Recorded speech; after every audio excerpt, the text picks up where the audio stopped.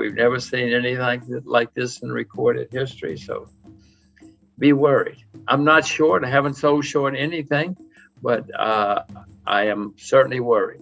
As I look around the world, bonds are clearly in a bubble. Bonds have never been this expensive in the history of the world.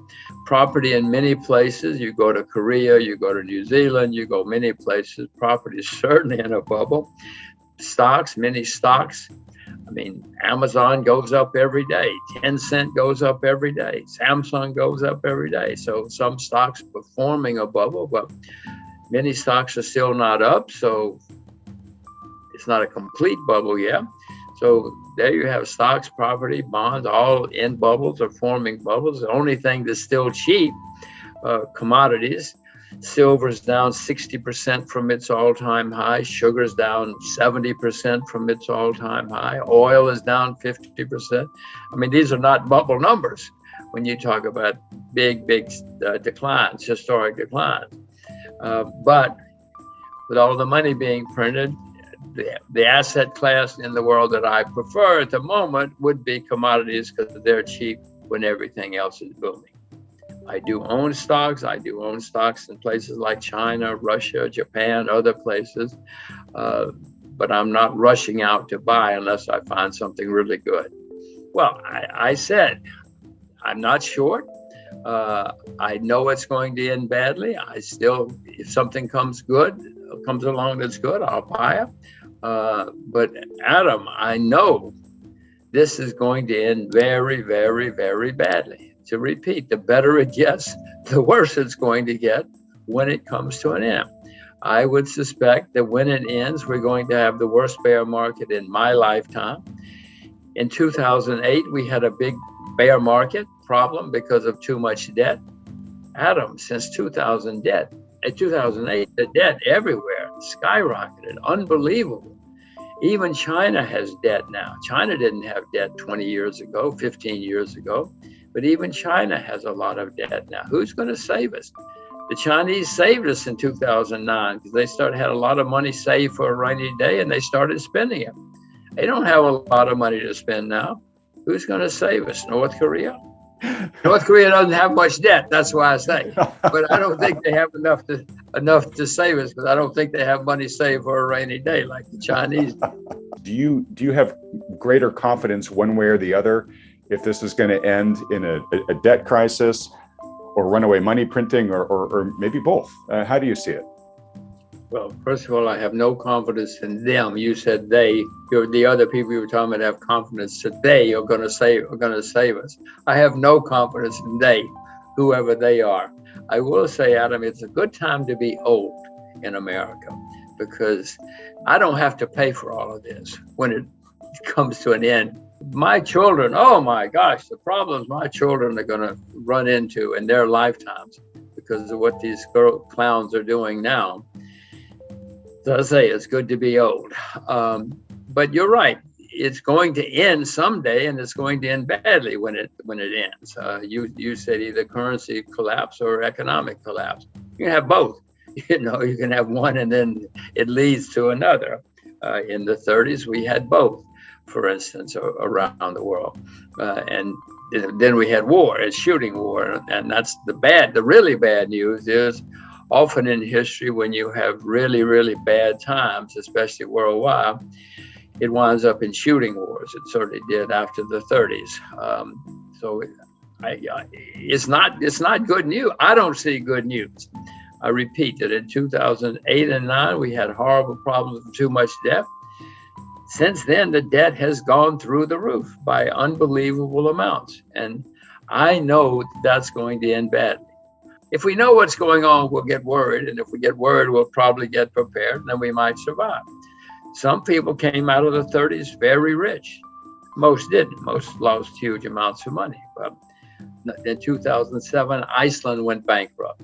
Nobody cared. And a few months later, Ireland went bankrupt. Some noticed. A few months later, Bear Stearns went bankrupt. Now we're starting to notice.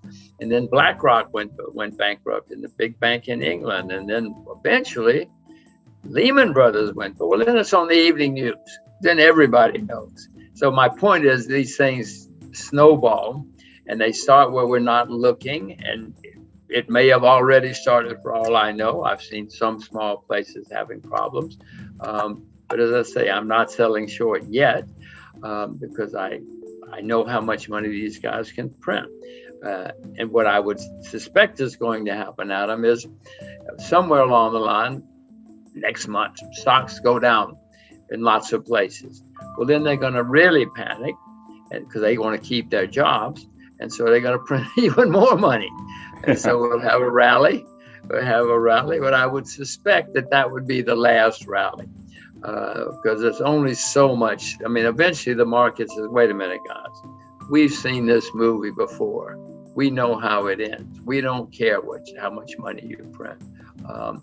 Do you worry at all about the societal implications about what's going on here? Absolutely. History is pretty clear that when you have bad times, there is usually social unrest. People aren't happy. And if we do, in fact, have the worst bear market of my lifetime, which I don't see how we can avoid, if and when that comes, there are going to be a lot of very, very unhappy and angry people. And one difference in now and the past is people really get angry now. They think that you can't do that to me. In the 30s, people were a little more disciplined, a little more understanding of what was going on in the world. They weren't happy. There were protests. There was some violence, not much violence in the U.S. anyway, since that's what we're talking about. But people were a bit more accepting of the system. No, Adam, look out the window. Nobody accepts anything now. You can't do that to me. It's your fault. It's not my fault. So no, we're certainly going to have social unrest, certainly in the U.S., but in other countries as well. You find out what's going on. If you do, you'll get worried, and then you'll get prepared. Because, Adam, it's very clear. This history shows that when things go really wrong, what history shows, first of all, politicians blame foreigners. They always blame the foreigners because that's easy to do. But then it also leads to unhappy people and social unrest. I mean, I guess the main lesson of history, Adam, is people don't learn the lessons of history. I mean, I could sit here and tell you all day. We had a president recently who either didn't know history or thought he was smarter than history, and it didn't matter. Well, I know history smarter than I am, and I know it matters. And I know it always goes that way, that people get very unhappy and they look for scapegoats, and then it's not good. They've already gotten into trillions, which you and I never could have conceived of. Most people could not have conceived of, but they don't want to stop. So I'm wondering what's after trillions. We're going to learn new languages, new vocabulary here in the next year or two if they keep going the way they're going.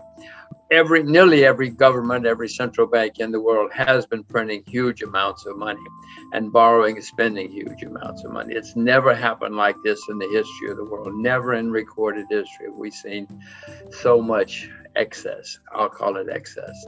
They think it's normal. They think it's fine.